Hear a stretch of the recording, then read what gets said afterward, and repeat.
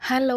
ഇന്നൊരു അടിപൊളി കക്ക റോസ്റ്റ് ഉണ്ടാക്കിയെടുത്താലോ? ഞാനിതാ ക്ലീനാക്കിയ കക്ക ഇറച്ചിയിലേക്ക് ഒരു 1/4 ടീസ്പൂൺ മഞ്ഞൾപ്പൊടിയും ആവശ്യത്തിന് ഉപ്പും വെള്ളവും ചേർത്ത് ഒരു 5-6 മിനിറ്റ് ഒന്ന് കുക്കാക്കി എടുക്കുന്നുണ്ട് ട്ടോ.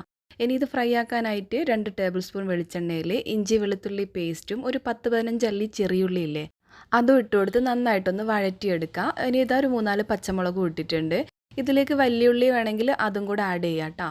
ഇനി ഇത് നന്നായിട്ടൊന്ന് വഴന്ന് വരുമ്പോൾ 1/4 ടീസ്പൂൺ മഞ്ഞൾപ്പൊടി, 1/2 ടേബിൾ സ്പൂൺ മുളക് പൊടി, 1/2 ടേബിൾ സ്പൂൺ കുരുമുളക് പൊടി, ഒരു 1/2 ടേബിൾ സ്പൂൺ ഗരം മസാല ഇത്രയും പൊടികൾ ചേർത്തിട്ട് നന്നായിട്ട് ആ എണ്ണയിൽ നിന്ന് മൂപ്പിച്ചതിൻ്റെ ശേഷം നമ്മൾ കുക്ക് ചെയ്ത് വെച്ച കക്കയിറച്ചി ഉണ്ടല്ലോ അതും ബാലൻസ് ഉപ്പ് ചെക്ക് ചെയ്തിട്ട് അതും കുറച്ച് മല്ലിയില അല്ലെങ്കിൽ കറിവേപ്പിലയും കൂടി ഇട്ടിട്ട് അതിലെ വെള്ളം നന്നായിട്ട് വലിഞ്ഞു പോകുന്നത് വരെ ഹൈ ഫ്ലെയിമിൽ തന്നെ ഇട്ടിട്ടൊന്ന് ഇളക്കി കൊടുക്കാം. അതിൻ്റെ ശേഷം ഇത് മീഡിയം ടു ലോ ഫ്ലെയിം ആക്കിയിട്ട് ഒരു 10 മിനിറ്റെങ്കിലും ഒന്ന് ഫ്രൈ ആക്കി എടുത്താൽ അടിപൊളി കക്ക റോസ്റ്റ് റെഡി. ലൈക്കും കമൻറ്റും മറക്കല്ലേ.